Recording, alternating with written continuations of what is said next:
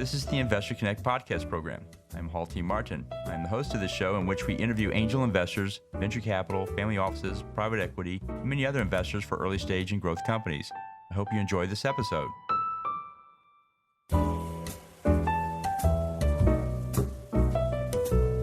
Hello, this is Hall Martin with Investor Connect. Today I'm here with Emmie Chang, CEO and founder of Who Inc. Who.live is a live stream platform intended for interactive content designed like a TV show. They're a new way for performers to interact with their audiences and for audience to interact with their friends. More importantly, performers can monetize directly on the platform by charging whatever they want for content that they own. They do this by combining a scalable live stream with unlimited small group video chats to create your online presence among friends. Discuss Wes Anderson films with top film producers and your friends and come on stage to showcase your knowledge or broadcast a YouTube concert with your friends. The team is comprised of a YC alum and an experienced tech team that has built multiple streaming platforms in the past. Emmie, thank you for joining us. Great to be here, Hall. Thank you for having me. So what was your background before founding Who? My background, I'm primarily a tech entrepreneur, but I spent a long time in education. So prior to this, I built a cryptocurrency trading platform and helped a US stock exchange with building some innovation projects. So I was in finance and technology. And right before that, I was involved in education technology. So I was teaching kids to code right out of college before it was cool. And then I ended up building a marketplace around kids' activities and summer camps. And that was the one that was funded by Y Combinator. Great. So what led you to start working in the space? Well, I've always thought that the internet for me, when I was younger, I had AOL, and that very much dates my age. But chat rooms were really, really cool. I grew up in a suburb outside of NASA Johnson Space Center, and it was really neat to grow up in that environment. But I also didn't see things outside of my world until the internet let me go into chat rooms and kind of explore.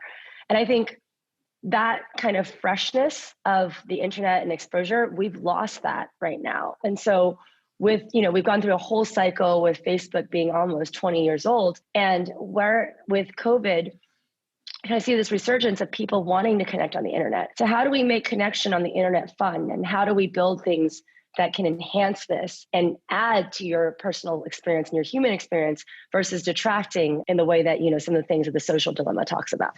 Great. And so what's your advice for people investing in startups? What do you tell them to do before they write that first check? As far as investing in startups, I think the best way to view it is to say, when you're investing in a startup, you're not doing a financial investment per se. You're investing in the person, and it's almost like you are investing in that person to become friends with them and help them reach their goal. And one of the benefits of helping someone reach their vision is that you could get 100x return from your check. But if you think about it from a way of, I'm going to put this money in, I'm going to get a 7% annual return on it over a period of time. And if I lose it, I'm going to feel really upset. I don't think that is the best way to invest. So it's definitely it's almost like investing for entertainment. And you, regardless of your experience of the outcome, you get to be part of someone's vision, whether it's they're building a SaaS product or a consumer product. You get to be part of that person's journey and that company's journey. And that in itself should be enough for you as an investor when you're giving it the money, especially at early stage. Great. So let's talk about the live stream network. How do you see the industry evolving these days? I mean, definitely live stream has been around for a long time. Early stage with Ustream was one of the earliest ones. And you've got a whole bunch of things like Live and Twitch that have been around for a long time. I think with COVID, we just had a catalyst for all sorts of things on the internet. And one of the biggest things that we've learned in the last year is that just putting something live that was in person on the internet and just replicating it is not the way to grow. So that's sort of like back in the day, we had these magazines and you had magazines online and you click the button on the right and the page turned for you. And you were like, that was an online magazine. And the newspapers online were literally like, you can scroll around and have the front page of a newspaper, right? So that's sort of what live stream is, I think, even in 2021. They've just repeated a concert and put it on the internet. But really what it could be is how do we connect people through interaction with video and all the different aspects that we have on mobile phones with everyone has a television, everyone has a mobile phone, a lot of people have laptops. How do we combine all these things to give that interactive live stream experience? And that's where the industry is going, I think, and you're seeing some of it coming through. right now. And what is the growth rate of the sector today? I think I just looked it up, but definitely if you look at all streaming as a whole, if you put in like Disney Plus and Hulu Plus and all these, plus live stream on Twitch, they say it's growing like 10 to 15% a year, but I think it's probably growing much faster. It's hard to say because the monetization is still limited. You've got a lot of users going on. I think the average was that people spend 16 minutes on average on live stream interactive networks. That includes Instagram, YouTube, et cetera, but they still spend 4 hours in front of a television. And I'm sure those numbers go up with COVID this year. And so how many companies are engaged in it today? I would say there's probably 2 to 3 dozen that have been funded in huge volumes. One of the big notable ones was a company called Hopin last year. They raised their seed round in February, and by November, they were a unicorn. So I think that was one of the fastest growth companies in a long time. But they also went from $0 to $20 million revenue in the matter of 6 months. And the market really helped fuel that because of these online conferences and things like that. So I do think that a lot of companies are growing, and those are like, there's about 2 to 3 dozen that have been funded at that level with $50 to $100 million. I think that a lot of companies are now still springing up, and we'll see a lot more in the future as well. So what are the challenges in the live stream space today? Aside from monetization, what else do you see that you have to overcome? I think definitely really experimenting with what resonates with people, right? So there's a product called Netflix Party. I think that they changed their name, but it's basically a group watch party where you're hanging out with friends and watching something that, ended up getting over 20 million users, but no one used it more than once. So I think one of the biggest challenges is that it's very novel and that a lot of people are interested in checking it out, but the retention rate is low because we really haven't been innovating on what can be the live experience on the internet. It's not just that book or that magazine with the flipping pages on the internet. It's it took us a while to figure out blogs and real online publications, and like the New York Times online is a much different experience than the New York Times paper version. And so I do think that, as founders, it's important to continue to innovate and figure out what that experience is going to look like on the internet. So how does Who Inc. fit into this landscape? So, I'd like to think that we're trying to push the envelope in this arena. With the advent of Clubhouse last year, we sort of saw Clubhouse's massive growth. We sort of saw this pent-up demand for people to connect around content. And even though it was just audio, you could see that people were meeting people on there. I asked a dozen people or so why they love Clubhouse, and they said it's because I meet interesting people. I can click on the audience, I can DM them, and it's a way that I can speedily go through meeting people that might be beneficial for my business or for something that I want to learn.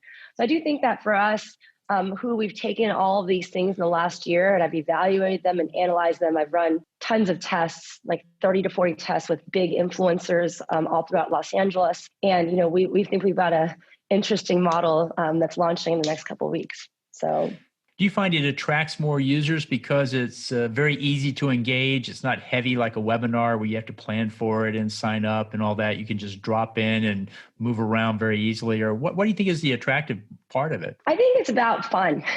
Webinars aren't fun. Zoom isn't fun. I mean, I've been on Zoom. Everyone's been on a Zoom birthday party at this point, or a Zoom happy hour from work. It's work. And I kind of use the analogy that you can throw a birthday party in a conference room at your office, or you can take that same and you can have pizza, you can have beer, you can have cake, and you just put that same party into the bar downstairs.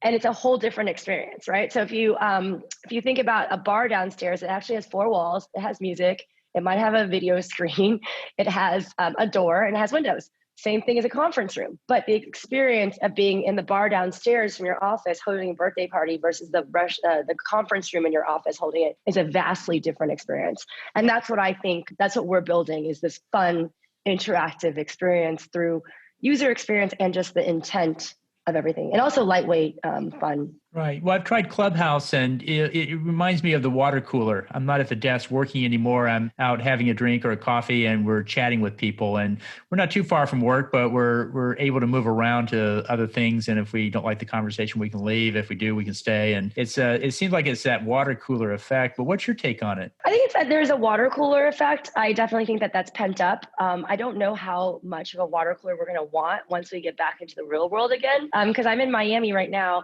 and we're sort of started doing real life water cooler, and I forgot what real life water cooler, like I'll go down to a restaurant, a coffee shop, and see a few friends, and that's the casual water cooler, right? So, I don't actually spend a lot of time on Clubhouse as much because of that.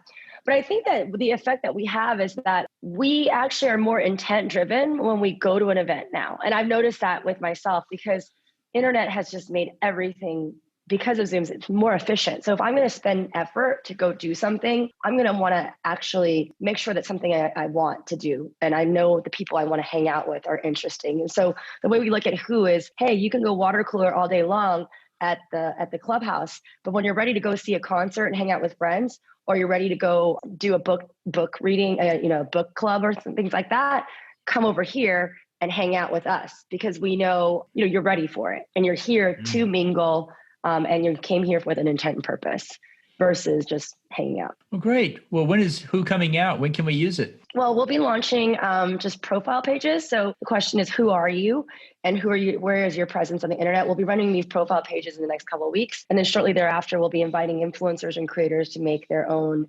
events. And then we'll see how those events grow. I'd love to host an Investor Connect show on there where we actually bring in investors and we talk about the same things. I think there's also a visceral feeling that's much different when you're on it video than when you are on audio, because everyone just immediately changes because we're human. When you see someone's face, you're immediately nicer.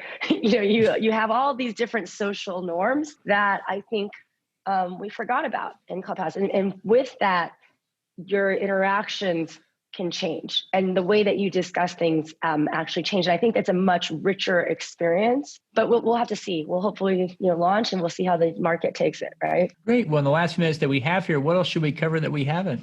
I think that one of the things I'd love is for investors to actually take risks on social networks, and for founders to continue to keep building interesting social apps. I think in 2021, if our best bet for connecting today is still Facebook groups, or you have something like subreddits, those products are built nearly 20 years ago. And I think that there needs to be a way that we connect with people in a different way. And it could be around very genre-specific niche items, or it could be very broad. But I do think that this is the future, and consumer is super hot. It's super risky, but when you hit, you hit. And I think it has the most impact that we can in people's daily lives. And so I do urge investors, I would love for them to invest in more, and I would love founders to continue to build these kind of projects. That'd be great. So how best for listeners to get back in touch with you?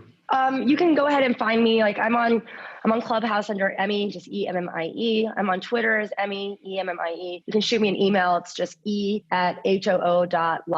So it's really easy. And I'm pretty available for most things. Well, we'll put that in the show notes. I want to thank you for joining us today. Thank you so much. Investor Connect helps investors interested in startup funding. In this podcast series, experienced investors share their experience and advice. You can learn more at investorconnect.org.